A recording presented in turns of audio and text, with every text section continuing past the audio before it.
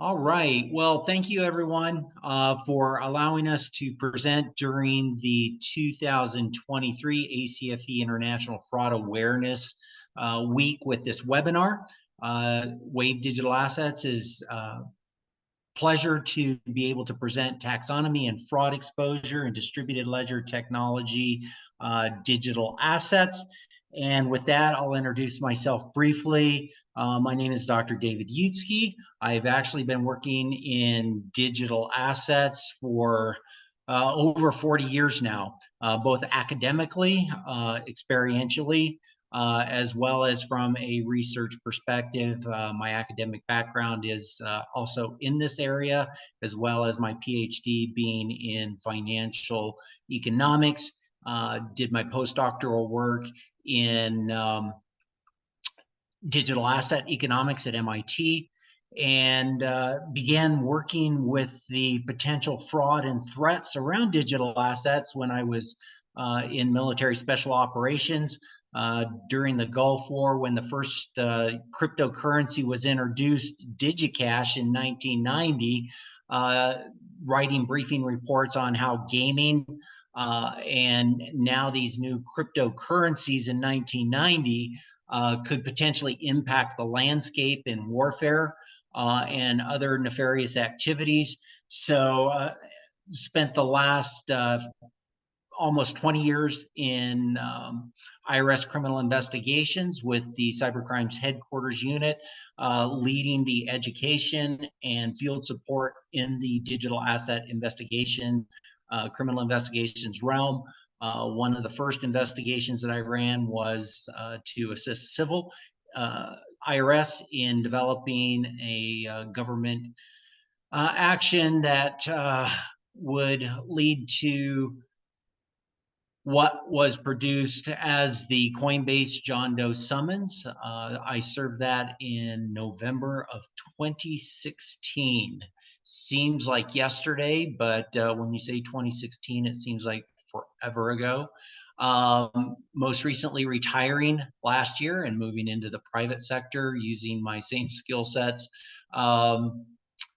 My last investigation involved supporting field agent and Department of Justice in the arrest of John McAfee in Spain, working through MLATs and the like. So broad range of exposure in this area, and happy to, in this overview for Fraud Awareness Week, really introducing the idea of taxonomy within digital assets. And that's really a good place to start for fraud investigators, private investigators, federal investigators that work in this area. It's really a critical component to understanding where the money flows go, because many people broadly speak about this idea of crypto without actually understanding that over 95% of the assets in the digital asset realm have no cryptography associated with them, which is why they tend to be so exploited and used by criminal actors in the cybersecurity space. So with that, my frequent disclosure in this area is around the fact that these technologies change very rapidly. So what I deliver today is current as of today, and potentially even changes during my presentation. Not a day goes by without providing internal updates on what on earth is happening in the space as people reinvent and develop new technologies around the use of digital asset and the separate technology of distributed ledger technology, and even evolving technologies in AI, quantum computing, and the like. So many areas out there to be aware of. When we talk about digital asset taxonomy, taxonomy really is looking at specific characteristics. So while taxonomies can be really complex, I've broken it down into a very simple taxonomic agenda that I worked on when doing my postdoctoral work at MIT, to better help educate folks on not everything is crypto. There are actually very different types of assets out there doing very different things. And so with that, hierarchical categories can follow once you have the correct taxonomy.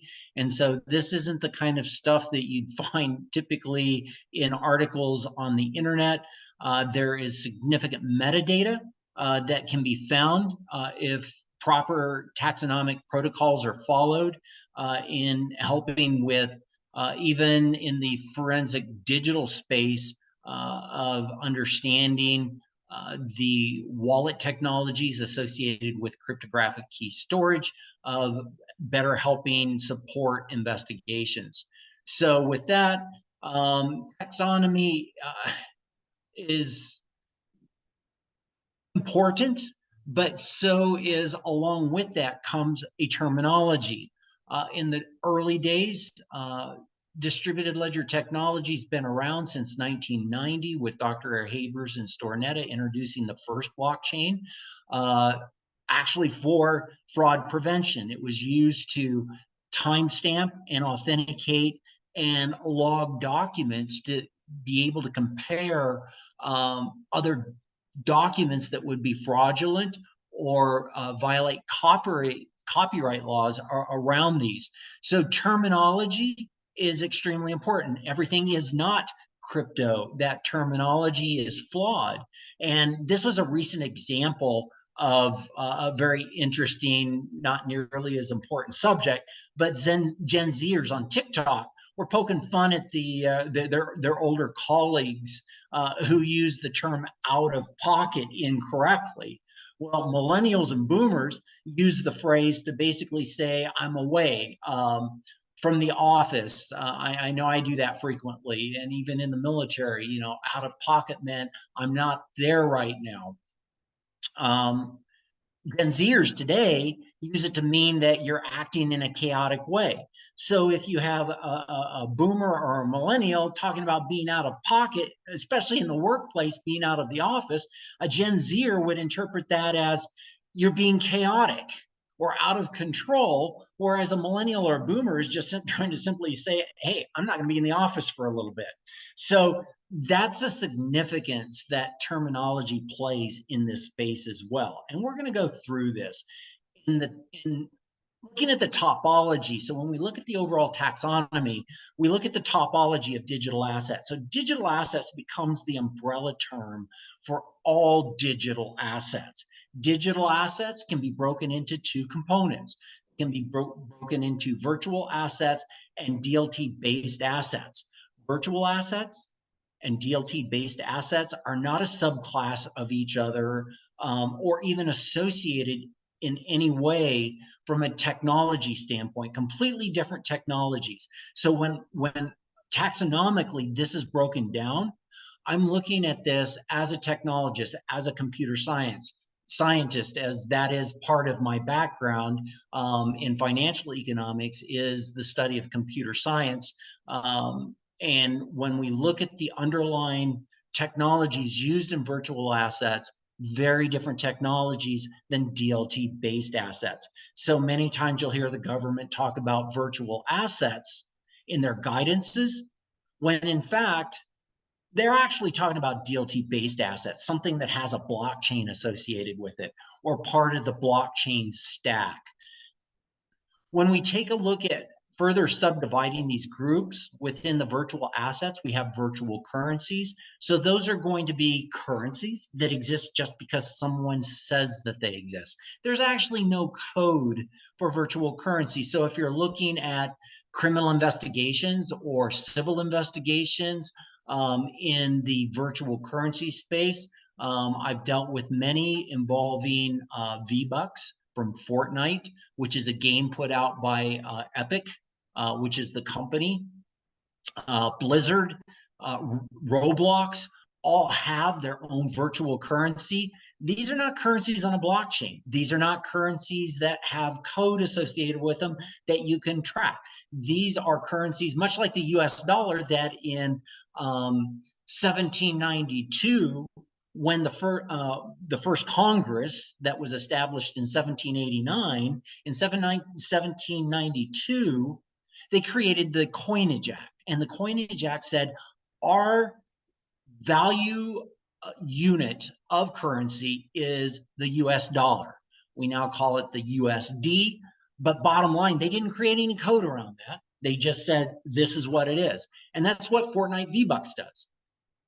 V-Bucks is the currency in the game. There are no codes to make that happen. It's just an accounting within an account. When you set up your account on Fortnite, and when you use US dollars to buy electronically V-Bucks, you're basically trading one virtual currency, a US dollar in electronic form, through a credit card or something like that, for V-Bucks to be able to use in that economy of the gaming environment. So hopefully that gives you a little more insight into the virtual currency side. On the DLT-based asset currency side, there's a few different components there that we'll take a look at, but let's wrap up the virtual asset side by taking a look at when you're looking at virtual currency and DLT-based currencies in currency assets. The umbrella term that we use is digital currency. So when we use the term digital currencies in an investigative manner, it's not specific to virtual currency investigation or a DLT-based asset investigation. We're looking broadly at it could potentially involve both. And I've had investigations that involve currencies that are virtual in nature through game environments that actually move into DLT-based currencies like a Bitcoin or a Litecoin or something of that nature, and then into USD. So these things can move very differently. Again, hopefully you can begin to see why the taxonomy of these digital assets is so important. Some of the other virtual assets that you can run into in the money line of an investigation are skins, weapons, land, even businesses. It's pretty amazing the businesses that lie in these virtual worlds that are virtual assets. And then we also have on the virtual currency side, I've already mentioned a few, but LPOs. LPOs are your loyalty point operators. So Hilton points, Marriott points, Southwest points, American points, casino points. Oftentimes, depending on the relationships of these different point operators, credit card points are another one. I convert credit card points into cash all the time. Costco points, holy smokes, I love those things because they convert into just about everything. I can use them as an in-store credit. I can cash them out for US dollars. There's just so many different things that I can do with those. Credit card points in other forms, I can turn into gift cards. I can turn into US dollars, or I frequently move my hotel points and spend them directly on Amazon.com to buy products. And so those LPOs are often referred to as, well, those are closed, non-convertible virtual currencies. Well, actually, they are very convertible. And there are a lot of websites, surface websites, legitimate websites that are registered to be able to conduct the transactions of converting loyalty points and other kinds of points into gift cards and things of that nature. MMORPG, I already talked about V-Bucks, Robux on Roblox. There's a lot of different massively multiplayer online role play games, MMORPG. There's a few different names around that, but MMORPG, it's morphed into some other things that we won't go down that path today, but understand that those virtual currencies in those games are used not only on the surface website to I can convert my Fortnite V-Bucks into other virtual currencies like Robux through surface web exchange platforms like Players Auction. There's a number of others. Players Auction has been around since, well, it's been around for almost 23 years now. So it's not new. We were converting virtual currencies long before there was a Bitcoin distributed ledger cryptocurrency. So those MMORPG games have been in existence since the 70s when I engaged with them. AR, VR currencies, again, there's a number of currencies that can play in those environments. CBDC, so retail CBDC, central bank digital currencies, are a virtual currency. To date, there are no retail central bank digital currencies that are cryptocurrencies. They're all virtual currencies. They will sometimes use a distributed ledger to follow the transactions of different players or of different users, and to manage the transaction volume that many times is there, that centralized servers having 1 or 2 points of failure. A distributed ledger environment is a very, very fault tolerant system for them to put the transaction information on. But understand, distributed ledger technology doesn't mean that I have a currency. Distributed ledger technology is exactly that. It is a ledger. It can track the transactions of timestamp and authenticating documents, like it was originally used in 1991 by Drs. Haber and Stornetta, and is used in supply chain management today to basically be able to follow the transactions of movement of digital assets. And CBDCs are certainly digital assets, but falling on the virtual currency side of things. And as I mentioned earlier, USD has become a retail, we do not have a retail US dollar virtual currency per se. They get transacted digitally through intermediaries, banks, and things like that. The Fed does have a wholesale central bank digital currency that it's had since the 90s. That's how it settles its transactions between its member banks. So there is a central accounting system with the Fed, between the Fed and its member banks, because there literally has not been an armored car that has transported cash from the Fed to a member bank or vice versa, kind of like you see in the Die Hard 3 movie of the movement of gold and cash and things like that, and a lot of the old movies where, you know, the old armored car heists and things like that with the big moves that the Fed would make. They haven't done that since the 90s. So if we move down on the distributed ledger asset side, so we have currency assets in the DLT-based system, but we also have these layer 2 contract assets, which distributed ledger technology provides some unique opportunities to not only create layer 1 assets like Bitcoin, Litecoin, Dogecoin, Monero, but it also has the capability in its layer 2 to create a token currency assets. And so layer 2 is a layer outside of the mainnet with the protections of a cryptographic digital signature algorithm like Bitcoin has, like Litecoin has, like Dogecoin has, and some of the enhanced privacies around Monero, Zcash, things like that. Those are layer 1 assets that actually have cryptographic protocols. In the peg tokens in layer 2, you have the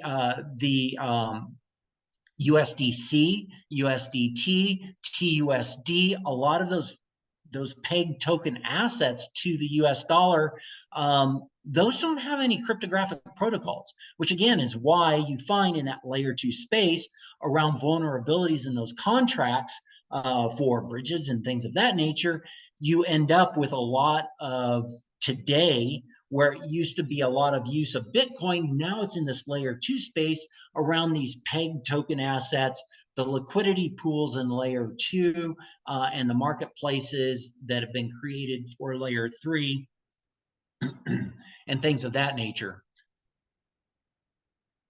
And then you move into non-currency assets, pardon me, of non-fungible tokens. So you have fungible tokens, non-fungible tokens. And everyone is probably quite familiar with the layer 2 NFT contracts.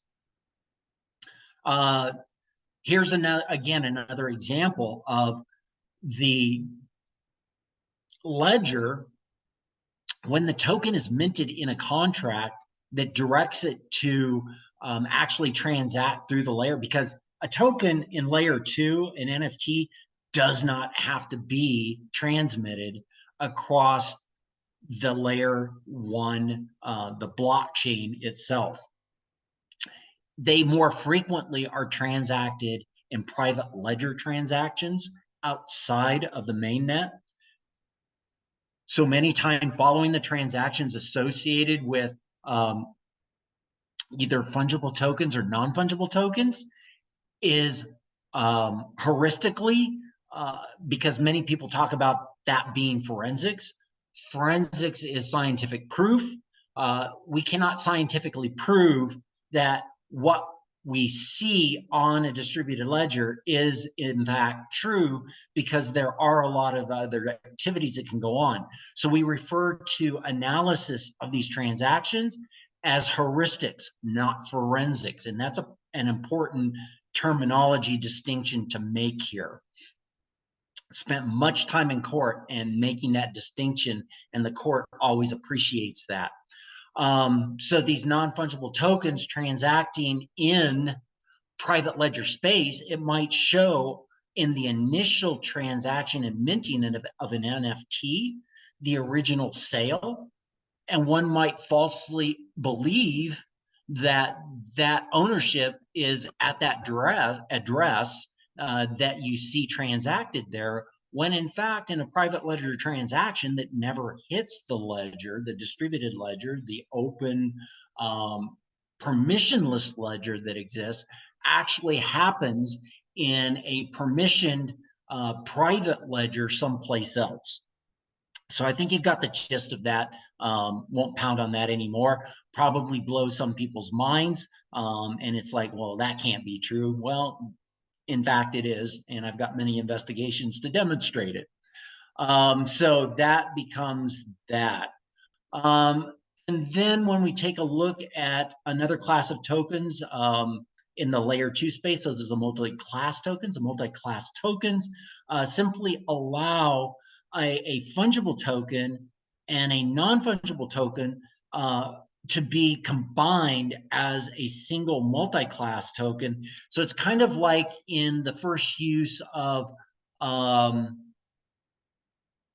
non-fungible tokens in 2017 with CryptoKitties. If you're not familiar with CryptoKitties, go to cryptokitties.com. You'll get a brief introduction into what that is. But there was the thought at one time of creating a multi-class token for not only the non-fungible tokens of the cats that get bred, but if they were to develop like little cat dishes for your NFT cat, and brushes and necklaces or collars, things like that. Well, if I sold my NFT to someone in the CryptoKitties platform, then I'd have to separately sell all of the little foo-foo stuff that I bought for my cat if I wanted those to go along with it.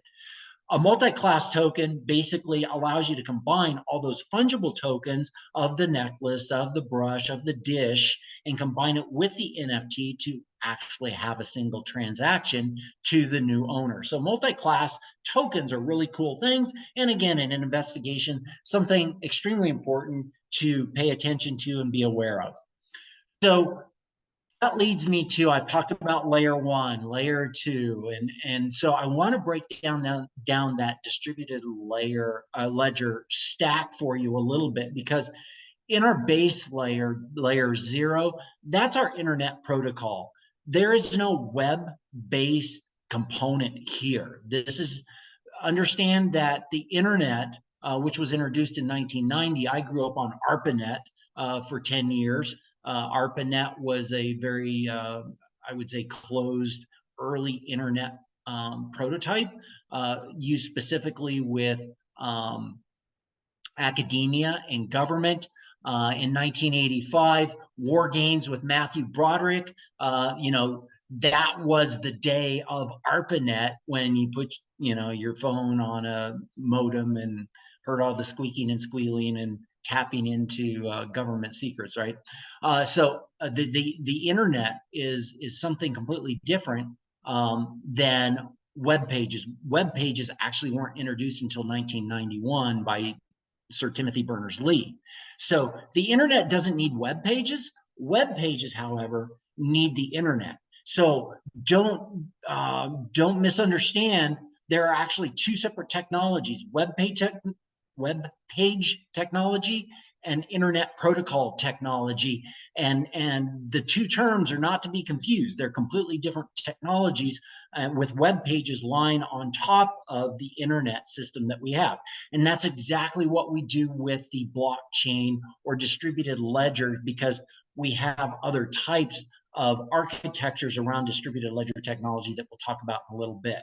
But blockchain architecture and most distributed ledger technologies are going to have architectural components like framing out your node network protocols, your consensus protocols, how the nodes determine how they're going to combine and settle transactions, messaging protocols, how do the nodes talk to each other, the digital signature algorithms, which are cryptographic protocols that decide how a transaction is it going to go through or not? Are certain properties there in a private key and a public key and digital signatures being exchanged from a cryptographic perspective? All the hashes match, things like that. And then, of course, your cryptocurrency or other type of digital asset that you're actually transacting. All of those are architectural components within the blockchain architecture engineering framework. And that is your layer one mainnet, oftentimes is what we call it. Sometimes you'll hear it referred to as layer one. Typically in more the technology speaking side, it's just L1. L2 or layer two is where your Solidity contracts, your Rust contracts, depending on the distributed ledger environment that you're working in, very different languages, coding languages, can be used to code these contracts. In the Ethereum platform, it's Solidity, which is a coding language that was created using Python, C++, JavaScript. Other than Python, your C++, your JavaScript are common languages in web page development. And that's important from the standpoint of when we get to layer three. But those contracts can be used to mint different types of assets that we call tokens. Coins are layer one assets, so your Bitcoin, Litecoin, Dogecoin, and some remain things like Zcash or Monero, something like that.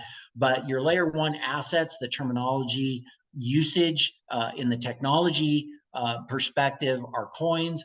Tokens, really defined in the Ethereum white paper that was the first distributed ledger, not designed as a peer-to-peer payment system like the Bitcoin platform and all of its various forks to Litecoin, Dogecoin. Litecoin, Dogecoin are all hard forks from the legacy Bitcoin blockchain. So many of the protocols are similar. None of them are the same. There's actually over 850 different blockchain architectures that exist. So you always have to know from an investigative standpoint, if you're going to trace or map, and those are two different processes, transactions, then you're looking at having to know which distributed ledger am I on. The contracts, same thing. If you're looking at contracts, minted assets, those are going to be in the layer two space, but they can move around. That's the beauty of tokens. Bitcoin can't leave the Bitcoin blockchain. Tokens created on Ethereum can be bridged and that's what we call them, which is another type of contract of bridging from one distributed ledger layer 2 to another distributed layer 2. So I can bridge from, say, like the Ethereum layer 2 to the Avalanche layer 2 and move those tokens back and forth.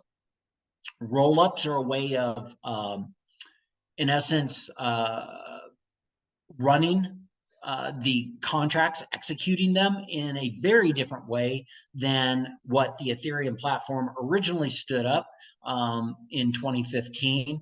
Oracles are another type of layer 2 contract designed to pull data from outside of the state layer of layer 1 to pull in information from the outside from centralized servers. Sometimes it's pricing information on digital assets in layer 3 dApps, but understand that it's pulling in outside information from centralized servers to execute a particular layer 2 contract.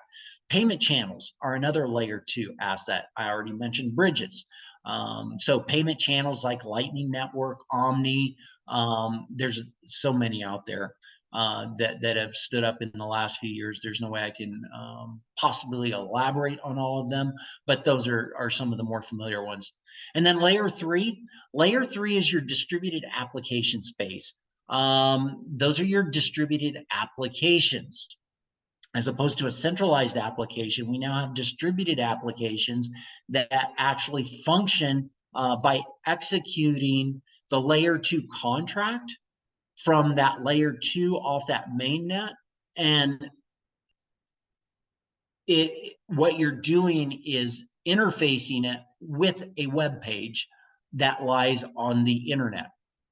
So I teach grad students how to code these things, how to properly architect them, and code them and build them out. And grad students that I teach, we actually build out not only the layer 1 in a simple blockchain using these architectural components, but then in the layer 2 space that we create contracts, and then teaching them how to properly, with security protocols, interface these in a layer 3 space to a web page, and they get so excited when that actually happens. Some of the tools that get used in that space is what's called a Web3 JS library. JS is JavaScript. The Web3, a lot of people talk about Web3 as the next iteration of the internet. The internet is the internet.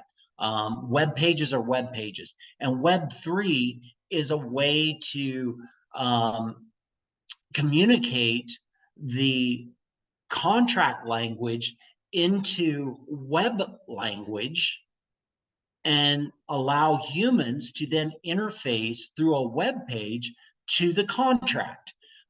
Some of the other coding languages that you're going to use are like HTML, CSS, and a number of other web page developer coding languages. So hopefully this overview gives you a better idea that this stack is incredibly elaborate, but understand that they are separate components. And in an investigative phase, if I find a web page is just that. It is a web page. When I interface it with a contract, that doesn't make the contract a web page. The web page just becomes an interface into the contract. And if I'm an investigator working with a dApp, there are forensically things that I could potentially do to back into what is that contract that's minting these tokens that everybody's interacting with and potentially being taken advantage with. If it's fake. If it's not, maybe it's related to other money activities that are illegitimate and things of that nature. But again, these taxonomies around layers and architectural components are extremely important in understanding how all of these things work and actually being able to meet your end objective of following the currency or whatever asset it might be. Here we have DLT-based assets. Again, I mentioned coins being one, and those are your Bitcoin forked blockchain, like Namecoin, Litecoin, Dogecoin. So now we're looking at the topology of DLT-based assets exclusively. Ether is a non-Bitcoin blockchain. Ether was not hard forked from the Bitcoin blockchain, nor was Ripple or Omni. Those are very different architectures using a blockchain type technology, but with a very different architecture to build out really that layer two space. Bitcoin was not designed for its layer two space. The Ethereum platform was using Ether as the cryptocurrency to fuel the layer two contracts. And then we have the non-block. I mentioned that there were blocked and blockless ledger systems. So the non-blockchain are distributed ledgers like IOTA, Byteball, Nano, Hedera, and things of that nature. And then on the layer two side, we have these are the contract generated assets. Within Ethereum, there are some basic what are called ERC token standards. So ERC 20 is your standard for fungible. ERC 2721 is your basic standard for your non-fungible. And then there's a lot of non-Ethereum based token standards like TRC 20s on the Tron, BEP2s on Binance Smart Chain, things like that.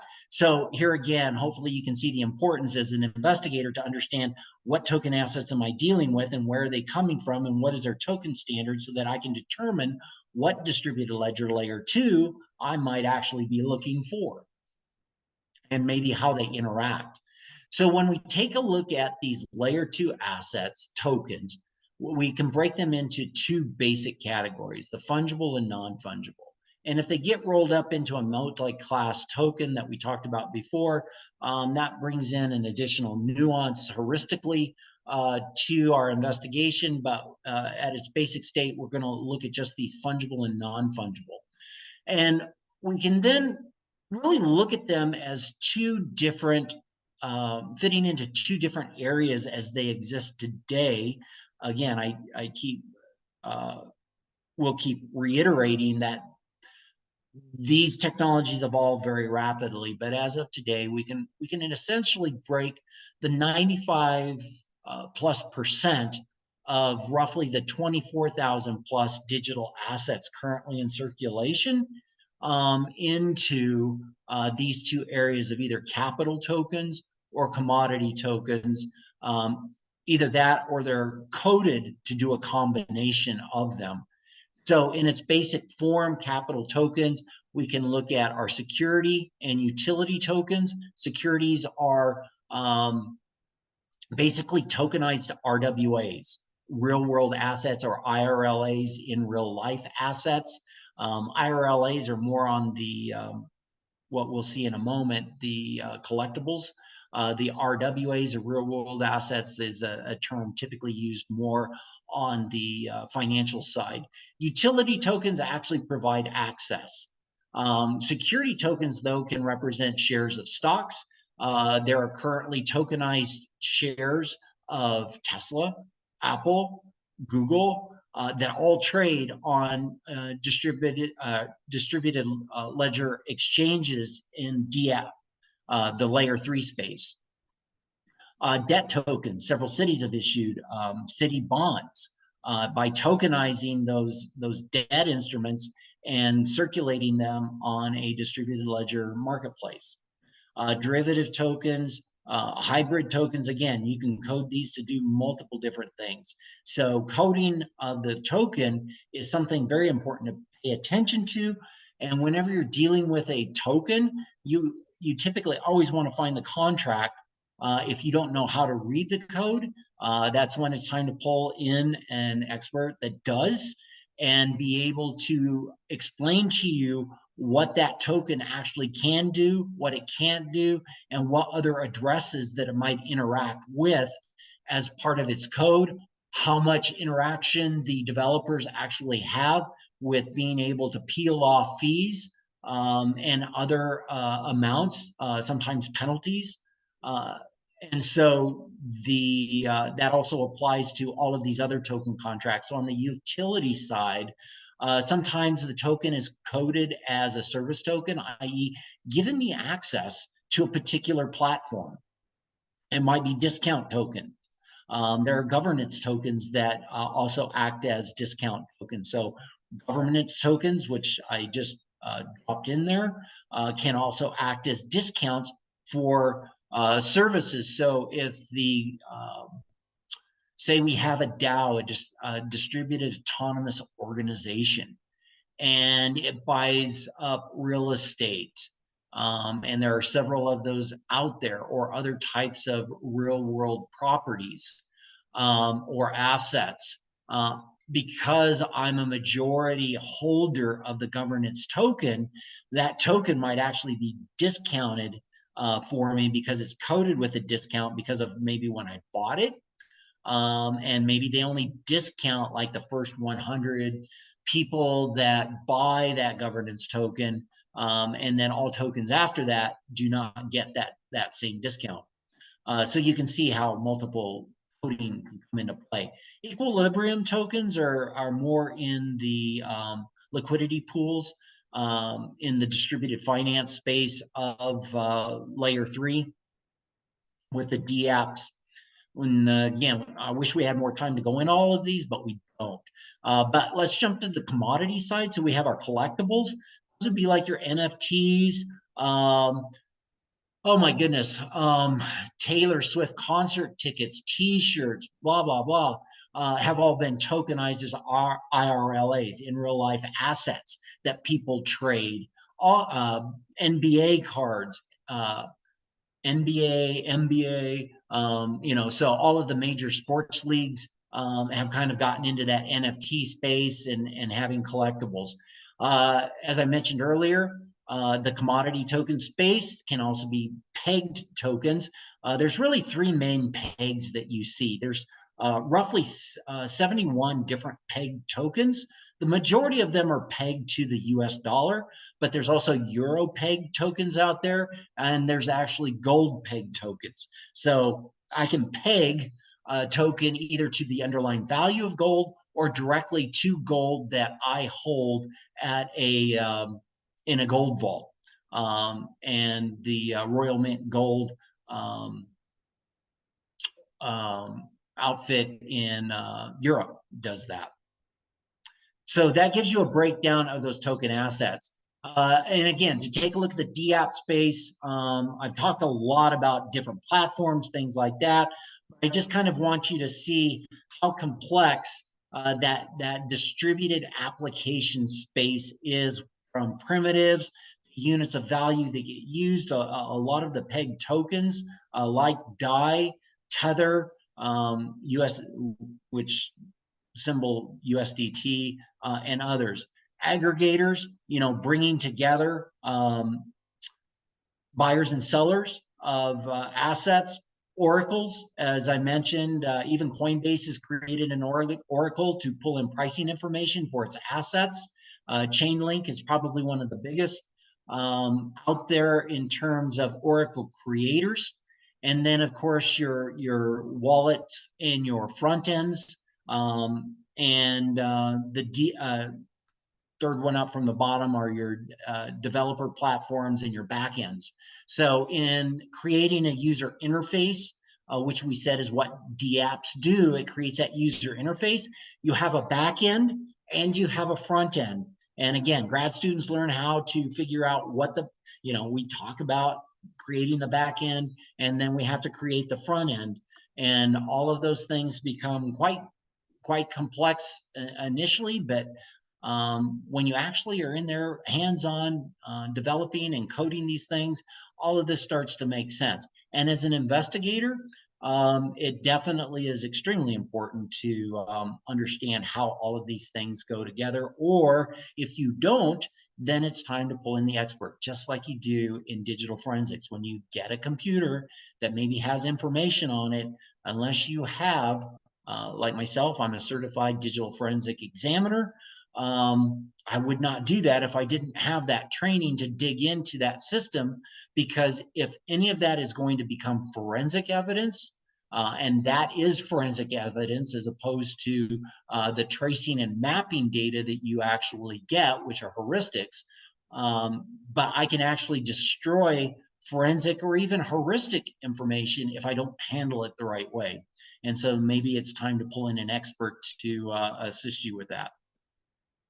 So then let's jump to, when we take a look at this massive system, you can understand why it gets used for fraud. And understanding the basics of social engineering, which is fraud examiners, investigators, federal agents, things like that, you've probably got a pretty good handle on this. But in cybersecurity, social engineering is an art. There are some people that are much better at it than others. I would not be very good at it. I'm not a good liar or a deceiver.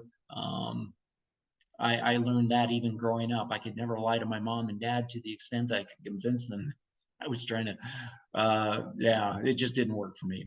The term social engineering, kind of interesting enough, was coined during the 90s after web pages was created, because web pages became a great way for social engineers to begin taking advantage of people.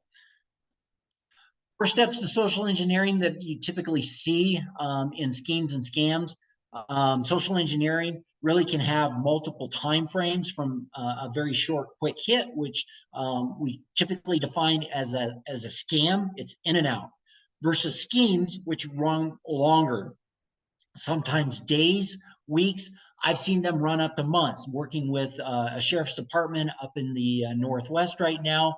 And at the end of the day, it's something that has gone on for months. The infiltration, so the preparation, obviously gaining information, maybe it's social media, maybe it's by contacting you through LinkedIn, and then the infiltration. During the infiltration stage, that's where they're going to begin posing as some type of legitimate source.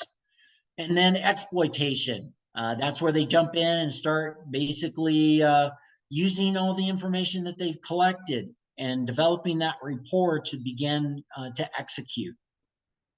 And then the disengagement. That's where they're getting everything that they can from the victim, and they move on and they disappear. So social engineering attacks really depend on the medium. So basically, to avoid a social engineering attack, a digital asset owner has to understand what it is and how it targets them. As an investigator, you also need to understand that. And who doesn't fall for, want a free toaster? Just submit your name, social security number, date of birth. You know, you get the idea. So when we look at fraud vectors, they really, I've broken them into four simple vectors. Web, mobile devices are notorious, right? Telephony, sometimes it's through a call, and also physical. Those are less common these days. Telephony through mobile, or mobile through apps. It's just, see some crossover around that. And even sometimes mobile and web. If you're accessing the web through your mobile device, you can also call on it, and things like that. Threat methods, business email compromise, data exfiltration. Maybe that is the threat.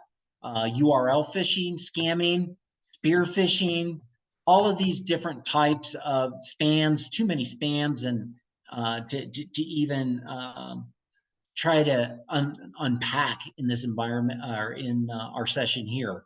Conversation hijacking, lateral phishing, or sometimes called internal spear phishing. So that's kind of an overview of the social engineering attack method. So now let's take a look at really what are the exposures in digital assets. So from the perspective on some quick stats, the FTC said that between January 2021 to June 2022, more than 46,000 people reported in aggregate losing over 1 billion in various types of frauds that involve digital assets. And that's just the digital asset side. It's really, that is a very small portion of all of the frauds that get reported to the FTC. Through June 2023, digital asset scammers have taken in nearly 3.3 billion less, I note less, in 2023 than they did in 2022. I guess after lockdowns ended, the scammers had to go back to work too, or the fraudsters had to go back to the office. So things kind of dropped off. So for a total of just over $1 billion on the year, and that was according to research, and that's been supported by other analysts as well on that decline in digital asset fraudsters. FBI's Internet Crime IC3 data revealed that digital asset fraud victims in the United States had an average loss of about 86,000. And that's interesting in the fact that people with digital assets are usually holding large pools of money or asset value in a single place, which makes it easier for the fraudster to take advantage and get away with a much larger amount. Blackmail scams, to note, top the list with 85,534 reported cases since 2018. So let's kick off blackmail, fraud, extortion. Again, that's an extortion where they basically have embarrassing personal information, things like that. And, you've probably all seen, even personally, those come through your email inbox. And so basically their demand is, the scam is, hey, this can all go away if you just send me some digital assets, right? Some crypto. That's how they're going to refer to it. Business opportunity frauds, hey, jump in, send USD to, hey, you can invest in our digital asset platform. We're going to make boatloads of money. It's an awesome exchange system that we're developing as a distributed application, blah, blah, blah. And in some cases, the fraudsters get you to fork over your digital assets. Or again, sometimes they have you pay in USD through your credit card, and they get a lot more. But either way, know that there's no such thing as guaranteed returns and things of that nature. So if someone contacts you, you know what to tell them. And the big thing here, as in a lot of these scams, and one of the red flags is, oh, you got to do it now. Got to hurry. Job listings are becoming more prominent on LinkedIn, on just general posts and things like that across social media platforms. Social media still tends to be the biggest thing. So either way, these jobs have one thing in common: you have to make a payment in a digital asset to get started. Giveaway frauds, kind of like my little toaster meme. The fraud promises you something for free. There's no free lunch, right?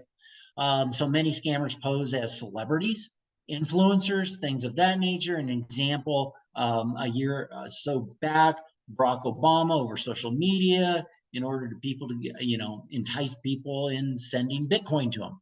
Elon Musk and the Freedom Giveaway, digital asset fraud that took place on Twitter, now X. And promise free digital assets to the first 1,000 new followers who signed up. It wasn't real. Celebrity impersonation is very much like our giveaway fraud. Many times the giveaway scam is about giving you something or promising you something. And so, for example, bad actors will say they're from the government. I've gotten so many emails saying I'm from the Social Security Administration. I'm from the IRS. I'm from, you get it. But many times there's celebrity endorsements. Most recently, I've seen one of Jeff Bezos saying, send me Bitcoin. Other times they'll say they're from a large company like Amazon or FedEx, things like that. In the end, the goal is to get your digital assets, right? Investment fraud, same thing as kind of like the business investment thing. Invest in my digital asset, log into the account, and you'll see your account set up, and then all of a sudden you go into, oh, this has gone up in value, I want to cash it out, or this isn't going anywhere, or somebody told me it was a fraud, I want to get my value back out of that. And you see your account, you try to withdraw it, and guess what? Oh, you can't withdraw it. And they're going to point to something that you clicked on and signed that said, you have to leave it there for 90 days or a year. At the end of the day, you just became a victim. A number of phishing frauds. Phishing fraud uses social engineering to get you to do something that you maybe wouldn't otherwise do. And many, digital asset phishing frauds involve getting to your private key. Twitter, Instagram, and TikTok are the three most popular destinations for these types of scams. Pump and dump. I think we've heard plenty about those. Affinity fraud. Now, I call it affinity fraud because it can involve romance, it can involve religious investing,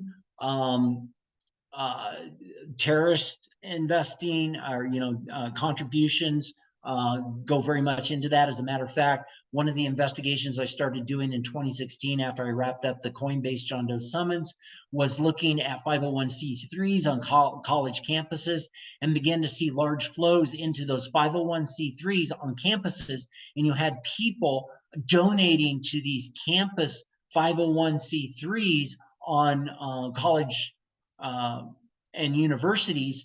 And when you started looking at where those were going, it wouldn't necessarily be the digital asset that got transacted to the terrorist organizations.